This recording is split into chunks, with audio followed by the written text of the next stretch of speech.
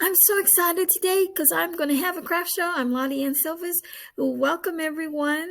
This is my night market at the Anaheim Promenade from 5 p.m. to 9 p.m. Come over. This is March the 31st, 2023. And if you live in the area of Anaheim, come on over. Come on down, visit all the other vendors that will be there. I will be displaying my latest things I have created. Right now, I want to share with you what I've created, and it will be hanging there on my canopy, and they are pterodactyls. So I have one right here. It's a blue one, as you can see. Getting ready to sell these. I have a yellow one too as well, and I also have a green one. Okay, so these are very exciting